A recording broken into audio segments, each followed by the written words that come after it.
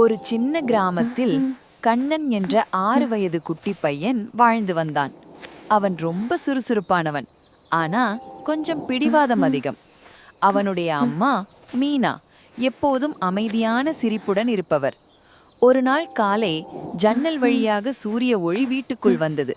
மீனா மெதுவாக சொன்னார், கண்ணா, எழுந்து பள்ளிக்கு தயாராகு.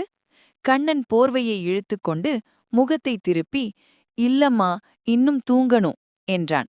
அம்மா கோபப்படவில்லை. அவன் தலையை மெதுவாக வருடி, சரி கண்ணா, இன்னும் கொஞ்ச நேரம் தூங்கு என்றார். சில நாட்கள் கழித்து கண்ணனுக்கு கடுமையான காய்ச்சல் வந்தது. அவன் சாப்பிடவில்லை, விளையாடவில்லை, அமைதியாக படுத்திருந்தான். மீனா அவன் அருகில் உட்கார்ந்து அவன் நெற்றியில் ஈரத் துணி வைத்து முழு இரவும் தூங்காமல் அவனை கவனித்துக் கொண்டிருந்தார். மனதிற்குள் அவர் பிரார்த்தித்தார், என் கண்ணன் சீக்கிரம் நலமடையணும். நள்ளிரவில் கண்ணன் மெதுவாக கண் திறந்தான். எண்ணெய் விளக்கின் மங்கிய ஒளியில் அம்மா இன்னும் தூங்காமல் அவனை பார்த்து கொண்டிருப்பதைக் கண்டான். அவன் மனசு நெகிழ்ந்தது. மறுநாள் காலை கண்ணன் சற்று நலமாக இருந்தான். அம்மாவை பார்த்து மெதுவாக கேட்டான், அம்மா, நீ தூங்கவே இல்லையா? மீனா சிரித்தபடியே சொன்னார், நீ நலமா இருந்தா கண்ணா, அதுவே எனக்கு தூக்கம்.